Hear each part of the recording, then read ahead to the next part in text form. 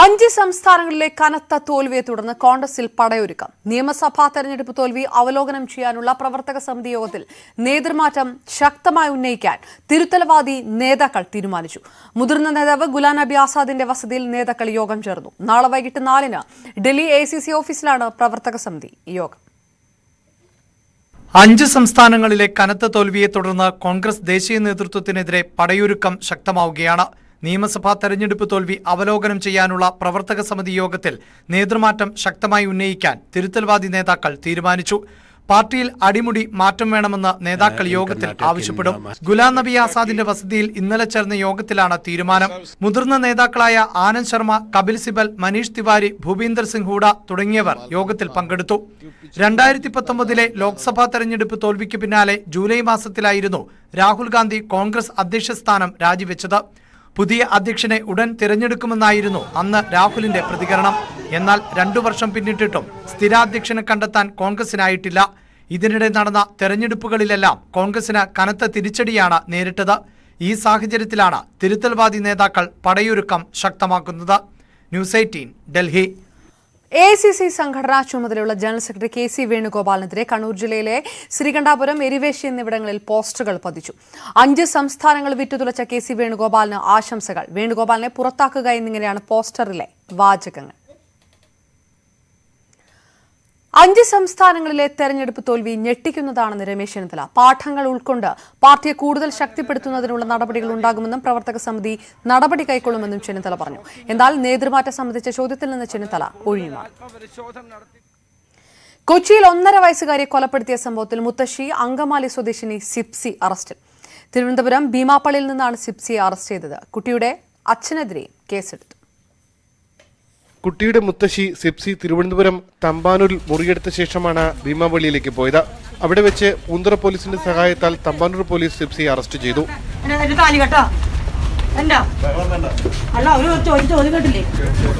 കുട്ടിയുടെ സംരക്ഷണത്തിൽ വീഴ്ച വരുത്തിയതിനാണ് പിതാവിനും മുത്തശ്ശിക്കുമെതിരെ ജാമ്യമില്ലാ വകുപ്പ് ചുമത്തി കേസെടുത്തത്.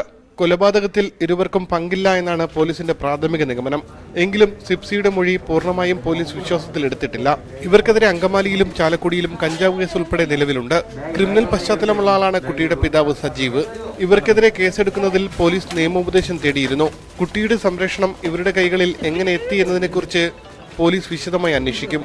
കഴിഞ്ഞ ദിവസം കറുകുറ്റിയിലെ ഇവരുടെ വീട്ടിൽ പോലീസ് പരിശോധന നടത്തിയെങ്കിലും 2 പേരും സ്ഥലത്തുണ്ടായിരുന്നില്ല. കുട്ടികളെ കഞ്ചാവ് വിൽപ്പനയ്ക്ക് സിപ്സി മറയാക്കിയെന്ന് അമ്മ ആരോപിച്ചിരുന്നു. ഈ സാഹചര്യവും പോലീസ് പരിശോധിക്കുന്നുണ്ട്. ന്യൂസ് 18 തിരുവനന്തപുരം. കോട്ടയം മറിയപ്പള്ളി മുട്ടത്തുപാറ ക്വാറിയിലേക്ക് ലോറി മറിഞ്ഞുണ്ടായ അപകടത്തിൽ ഡ്രൈവർ മരിച്ചു. തിരുവനന്തപുരം പാറശാല സ്വദേശി അജികുമാറാണ് മരിച്ചത്. 18 മണിക്കൂർ നീണ്ട ശ്രമത്തിനൊടുവിലാണ് വെള്ളത്തിനടിയിൽ നിന്ന് ലോറി പുറത്തെടുത്തത്.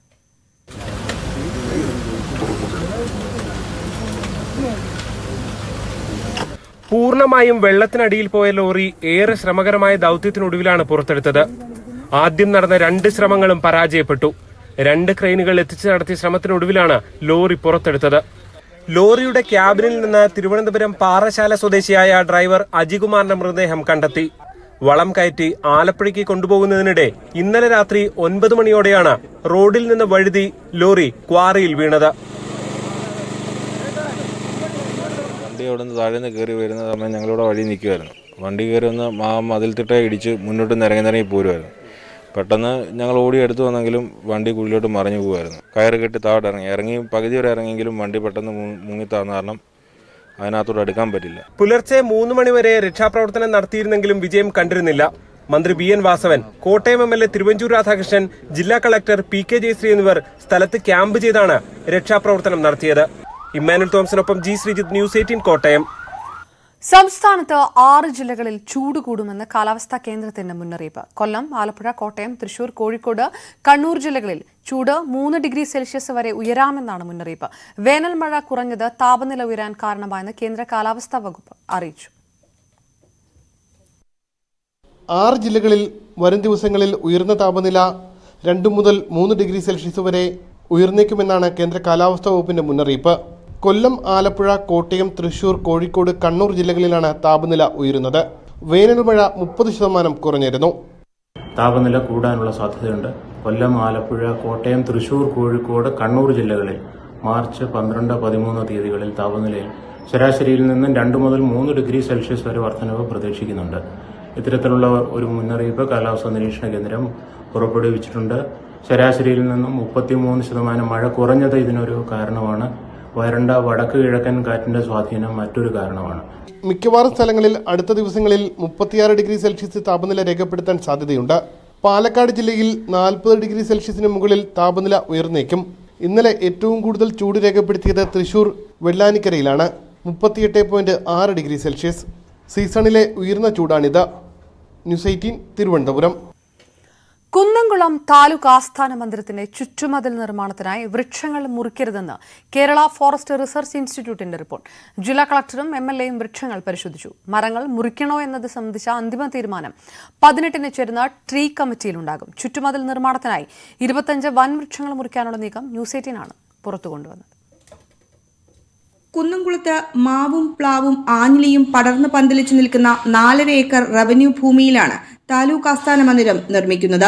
ഇതിനു മുന്നോടിയായി അതിരിൽ നിൽക്കുന്ന 25 വൻവൃക്ഷങ്ങൾ മുറിച്ചു നീക്കി ചുറ്റുമതിൽ നിർമ്മിക്കാനുള്ള നീക്കമാണ് വിവാദമായത്.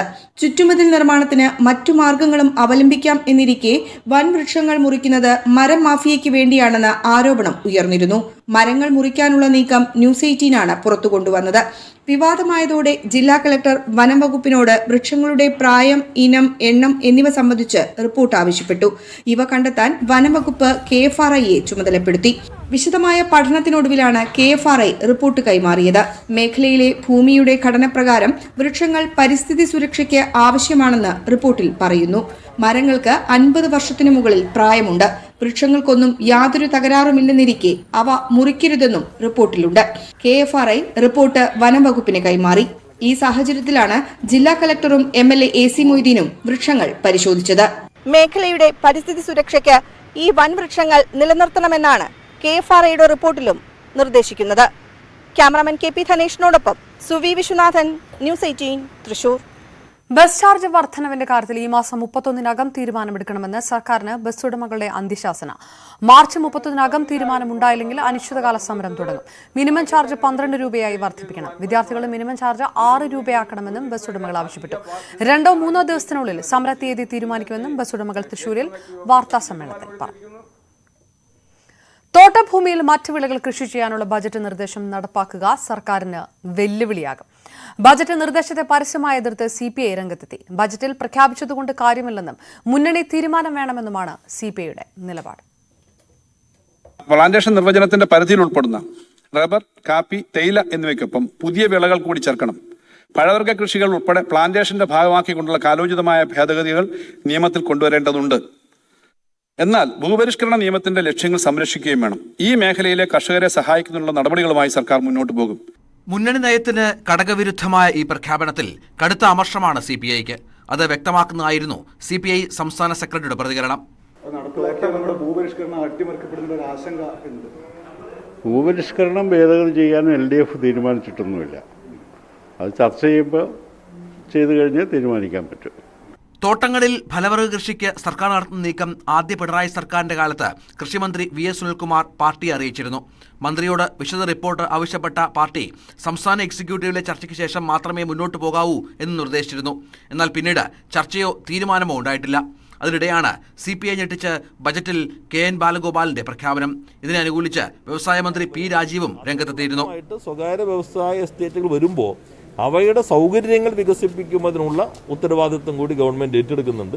അതിനാണ് ബജറ്റിൽ ഇപ്പോൾ ബഹുമാനപ്പെട്ട ധനകാര്യമന്ത്രി 20 കോടി രൂപ ആദ്യഘട്ടമായിട്ട് അനുവദിച്ചിട്ടുള്ളത്. ഭരണഘടനയുടെ 9-ാം ഷെഡ്യൂളിൽപ്പെടുത്തിയ നിയമമാണ് കാർഷിക പരിഷ്കരണ നിയമം. അതിൽ ഭേദഗതി വരുത്തുന്ന കാര്യം ഗൗരവമായ ചർച്ചയ്ക്ക് ശേഷം മാത്രമേ തീരുമാനിക്കാവൂ എന്നാണ് CPIയുടെ നിലപാട്. ഇക്കാര്യങ്ങളിൽ മുന്നണി നയപരമായ തീരുമാനങ്ങൾ എടുക്കും വരെ ബജറ്റ് നിർദ്ദേശം നടപ്പിലാക്കാൻ സർക്കാരിനാവില്ല. ന്യൂസ് 18 തിരുവനന്തപുരം. ഭൂപരിഷ്കരണ നിയമത്തിൽ ഭേദഗതി കൊണ്ടുവരുമെന്നല്ല ബജറ്റിൽ പറഞ്ഞതെന്ന് ധനമന്ത്രി KN ബാലഗോപാൽ. തോട്ടം വിളകൾക്കൊപ്പം പുതിയ വിളകൾ കൃഷി ചെയ്യുന്നതിനെക്കുറിച്ച് പരിശോധിക്കണമെന്നാണ് പറഞ്ഞത്. CPIയും CPM ഉൾപ്പെടെ ചർച്ച ചെയ്ത ഇക്കാര്യത്തിൽ നയപരമായ തീരുമാനമെടുക്കുമെന്നും KN ബാലഗോപാൽ പറഞ്ഞു. ഇതിനൊരു തടസ്സവും വരത്തില്ല. അവർ ചർച്ച ചെയ്യും. ചർച്ച ചെയ്ത ആവശ്യമായ തീരുമാനമെടുക്കും. ഒരു നയം എന്ന നിലയിൽ ചർച്ച ചെയ്യുമ്പോൾ തീരുമാനിക്കുമെന്നാണ് അദ്ദേഹം പറഞ്ഞത്. ചർച്ച ചെയ്തിട്ട് ഈ കാര്യങ്ങൾ വരിക എന്നുള്ളതാണ്. ഗവൺമെൻറ് ചർച്ച ചെയ്യണം, LDF ചർച്ച ചെയ്യണം, പിന്നെ ഗവൺമെൻറ് ക്യാബിനറ്റ് ബന്ധപ്പെട്ട ചർച്ചകൾ നടക്കണമെന്നാണ്. എന്തായാലും കാര്യങ്ങൾ നന്നായി നടക്കണമെന്നുള്ളൊരു ഇൻറ്റൻഷനാണ് നമുക്കെല്ലാം അതാണുള്ളത്. അതുകൊണ്ട് അതിനകത്ത് ഒരു പ്രശ്നം വരുന്നില്ല. ഇന്നിപ്പോൾ അതിൻ്റെ ഒരു വിവാദത്തിൻ്റെ ഒരു കാര്യമേ ഇല്ല എന്നാണ് എനിക്ക് പറയാനുള്ളത്. കാഴ്ചശക്തി ഇല്ലാത്ത മാതാപിതാക്കളെ കണ്ണിലെ കൃഷ്ണമണി പോലെയാണ് 8 വയസ്സുകാരി ഏഞ്ചലീന പരിപാലിക്കുന്നത്. സ്കൂൾ വിട്ട ശേഷം വൈകുന്നേരങ്ങളിൽ ഏഞ്ചലീനയും മാതാപിതാക്കളെ ലോട്ടറി വിൽപ്പനയെ സഹായിക്കും. ലോട്ടറി വിറ്റ് കിട്ടുന്ന ചെറിയ വരുമാനം കൊണ്ടാണ് ഈ കുടുംബം മുന്നോട്ടു പോകുന്നത്. നെടുങ്കണ്ടം സേക്രഡ് ഹാർട്ട് സ്കൂളിലെ 3ാം ക്ലാസ് വിദ്യാർത്ഥിനിയാണ് ഏഞ്ചലീന. എല്ലാ ദിവസവും വൈകുന്നേരങ്ങളിൽ ലോട്ടറി വിൽപ്പനയ്ക്കായി ഏഞ്ചലീന നെടുങ്കണ്ടം ടൗണിലെത്തും. കാഴ്ചശക്തിയില്ലാത്ത അമ്മ രാജേശ്വരിക്കൊപ്പമാണ് ലോട്ടറി വിൽപ്പന. അമ്മയും അച്ഛനും കണ്ണാടില്ല, സമയം കിട്ടും നേരത്തെ അമ്മയും കൊണ്ട് ടൗണിൽ പോയി ലോട്ടറി ടിക്കറ്റ് വിൽക്കും. തമിഴ്നാട് സ്വദേശികളായ അഴകമൂർത്തിയും കുടുംബവും വർഷങ്ങളായി നെടുങ്കണ്ടത്താണ് താമസം. ലോട്ടറി വിൽപ്പനയാണ് ഏക വരുമാന മാർഗം. അഴകമൂർത്തിക്കും ജന്മന കാഴ്ചയില്ല. ഭാര്യ രാജേശ്വരിക്ക് 17ാം വയസ്സിലാണ് കാഴ്ചശക്തി ഇല്ലാതായത്. വീടിന്റെ വാടക ഉൾപ്പെടെയുള്ള കുടുംബ ചെലവുകൾ വർദ്ധിച്ചതോടെ രാജേശ്വരിയും ലോട്ടറി വിൽക്കാൻ തുടങ്ങി. നിങ്ങൾ രണ്ടുപേർക്കും ഭർത്താവിനും കണ്ണിന് കാഴ്ചയില്ലാതെയാണ്. ഇപ്പോൾ ഒരു കൊച്ചുള്ളൂ, 3ലാണ് പഠിക്കുന്ന SH സ്കൂളിൽ. അപ്പം ഞങ്ങൾ ഇതുപോലെ ലോട്ടറി പരിപാടി നടത്തി കൊണ്ടാണ് ഞങ്ങളുടെ ജീവിതം കഴിയുന്നത്. ഓൺലൈൻ പഠനത്തിനായി നെടുങ്കണ്ടം ജനമൈത്രി പോലീസിന്റെ നേതൃത്വത്തിൽ ഫോൺ വാങ്ങി നൽകിയെങ്കിലും അഴകമൂർത്തിയുടെ കയ്യിൽ നിന്നും ഫോൺ ആരോ മോഷ്ടിച്ചു. കുടുംബത്തിന്റെ സാമ്പത്തിക ബുദ്ധിമുട്ടുകൾ തിരിച്ചറിഞ്ഞ് സ്കൂൾ അധികൃതർ ഫീസ് പൂർണ്ണമായും ഒഴിവാക്കി നൽകിയിട്ടുണ്ട്. വലുതാകുമ്പോൾ നല്ല ചികിത്സ നൽകി അച്ഛനും അമ്മയ്ക്കും കാഴ്ച നൽകണമെന്നാണ് ഏഞ്ചലീനയുടെ ആഗ്രഹം. ന്യൂസ് 18 നെടുങ്കണ്ടം. ഇന്ന് മുതൽ അടുത്ത 5 ദിവസം നമുക്ക് ആകാശത്ത് ഒരത്ഭുത കാഴ്ച കാണാം. അന്താരാഷ്ട്ര ബഹിരാകാശ നിലയം. എങ്ങനെയാണ് അന്താരാഷ്ട്ര നിലയം കാണുക? എവിടെയാണ് പ്രത്യക്ഷപ്പെടുക? ന്യൂസ് ഡെസ്കിൽ നിന്നും സുരേഷ് വെള്ളിമുറ്റത്തിന്റെ റിപ്പോർട്ട്. ഇന്നു മുതൽ 5 ദിവസമാണ് നമുക്ക് ബഹിരാകാശ നിലയം നമ്മുടെ തലയ്ക്ക് മുകളിൽ ആകാശത്ത് കാണാൻ കഴിയുക. എങ്ങനെയാണ് ഇത് കാണുക എന്ന് ചോദിച്ചാൽ, നല്ല തിളക്കമുള്ള ഒരു നക്ഷത്രം ആകാശത്തുകൂടെ സഞ്ചരിക്കുന്നത് പോലെയാണ് നമുക്ക് തോന്നുക. അല്ല എങ്കിൽ ഒരു വിമാനം ആകാശത്തുകൂടെ രാത്രിയിൽ എങ്ങനെയാണോ സഞ്ചരിക്കുക, ആ വിധത്തിൽ നമുക്ക് ഇതിനെ കാണാൻ പറ്റും. സാധാരണ വിമാനത്തിനേക്കാൾ അല്പം വേഗതയിലായിരിക്കും ഇത് സഞ്ചരിക്കുന്നത്. കാരണം സാധാരണ വിമാനം സഞ്ചരിക്കുന്നത് മണിക്കൂറിൽ ഏതാണ്ട് 965 കിലോമീറ്റർ വേഗതയിലാണ്. പക്ഷേ അന്താരാഷ്ട്ര ബഹിരാകാശ നിലയം സഞ്ചരിക്കുന്നത് മണിക്കൂറിൽ 28,000 കിലോമീറ്റർ വേഗതയിലാണ്. ഇന്ന് വൈകുന്നേരം കാണുന്ന സമയമെന്ന് പറയുന്നതാണ് ആകാശത്തിന്റെ തെക്ക് പടിഞ്ഞാറൻ ഭാഗത്ത് ഇത് കാണാൻ കഴിയും. ഏതാണ്ട് 4 മിനിറ്റോളമാണ് ഇത് ആകാശത്ത് നമുക്ക് ദൃശ്യമാകുക. അതിനുശേഷം 4 മിനിറ്റിന് ശേഷം ഇത് അപ്രത്യക്ഷമാകും. ഏതാണ്ട് വടക്ക് കിഴക്ക് ഭാഗത്തേക്കായിരിക്കും ഇത് സഞ്ചരിക്കുന്നത്. തിങ്കളാഴ്ച 7:39 സമയം. കുറച്ചുകൂടെ അധിക സമയം നമുക്ക് ദൃശ്യമാകും. ഏതാണ്ട് 5 മിനിറ്റോളം കാണാൻ കഴിയും. ആകാശത്തിന്റെ തെക്ക് പടിഞ്ഞാറൻ ഭാഗത്താണ് പ്രകടമാകുക. ചൊവ്വാഴ്ച രാവിലെയാണ് കാണാൻ കഴിയുക. സമയം പുലർച്ചെ 5:34 സമയം. ഏതാണ്ട് 6 മിനിറ്റ് ഈ ആഴ്ചയിൽ നമുക്ക് ഏറ്റവും അധികം നേരം കാണാൻ കഴിയുന്നത് ചൊവ്വാഴ്ചയാണ്. 6 മിനിറ്റ് കാണാൻ കഴിയും. ആകാശത്തിൻ്റെ വടക്ക് പടിഞ്ഞാറ് ദിശയിലായിരിക്കും ഈ ബഹിരാകാശ നിലയം കാണാൻ കഴിയുക. ബുധനാഴ്ച പുലർച്ചെ 4:49 നമുക്ക് കാണാൻ കഴിയുന്ന സമയം. അത് 3 മിനിറ്റോളമാണ് ദൃശ്യമാകുക. അതിനുശേഷം അത് വടക്ക് കിഴക്ക് ഭാഗത്തേക്ക് അത് സഞ്ചരിക്കുന്നു. പിന്നീട് അപ്രത്യക്ഷമാകുന്നത് പടിഞ്ഞാറൻ ഭാഗത്ത്. ഇനി അവസാന ദിവസം എന്ന് പറയുന്നത് വ്യാഴാഴ്ചയാണ്. വ്യാഴാഴ്ച നമുക്ക് 2 നേരവും ഇതിനെ കാണാൻ കഴിയുമെന്നുള്ളതാണ് ഏറ്റവും വലിയ പ്രത്യേകത. 5:38 നമുക്ക് ആദ്യമായി ദൃശ്യമാകുക. 4 മിനിറ്റ് സമയം ബഹിരാകാശ നിലയം നമുക്ക് കേരളത്തിൻ്റെ മുകളിൽ കാണാൻ കഴിയും. അത് പടിഞ്ഞാറൻ ഭാഗത്ത്, ആകാശത്തിൻ്റെ പടിഞ്ഞാറൻ ഭാഗത്ത്, കാരണം പുലർച്ചെയാണ് സമയം, ആകാശത്തിൻ്റെ പടിഞ്ഞാറൻ ഭാഗത്താണ് നമുക്ക് കാണാൻ കഴിയുക. അവിടെ നിന്നും ഇത് തെക്കോട്ട് സഞ്ചരിക്കുന്നതും നമുക്ക് കാണാം. പിന്നീട് അതേ ദിവസം തന്നെ നമുക്ക് വൈകുന്നേരം കാണാൻ കഴിയും. വ്യാഴാഴ്ച വൈകിട്ട് 6:55 കാണാൻ കഴിയുക. വളരെ കുറച്ച് സമയം മാത്രമേ ഉണ്ടാവുകയുള്ളൂ. കൂടുതൽ വാർത്തകൾക്ക് മുമ്പ് ഇടവേള.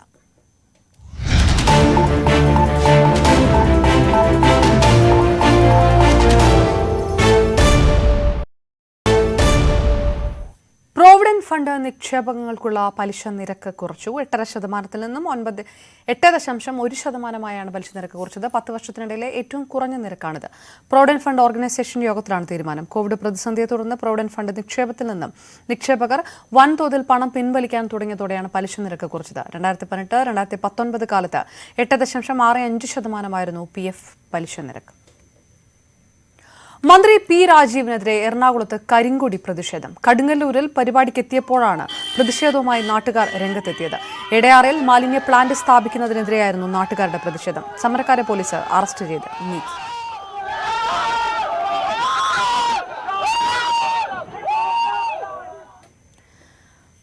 കായിക വിദ്യാഭ്യാസ ശാസ്ത്ര മേഖലയിൽ മികവ് കാട്ടുന്ന സ്ഥാപനത്തിനുള്ള doctor PM Joseph award Sai LNCP ഏറ്റുവാങ്ങി. ന്യൂഡൽഹി മുനിസിപ്പൽ കൌൺസിൽ കൺവെൻഷൻ സെന്ററിൽ നടന്ന ചടങ്ങിൽ LNCP പ്രിൻസിപ്പലും ഡയറക്ടറുമായ ഡോക്ടർ G കിഷോർ അവാർഡ് ഏറ്റുവാങ്ങി. സായി ഡാറ്റ ജനറൽ സന്ദീപ് പ്രധാനാണ് അവാർഡ് സമ്മാനിച്ചത്. ഫിസിക്കൽ എഡ്യൂക്കേഷൻ ഫൗണ്ടേഷൻ ഓഫ് ഇന്ത്യയാണ് പുരസ്കാരത്തിന് LNCPയെ തെരഞ്ഞെടുത്തത്.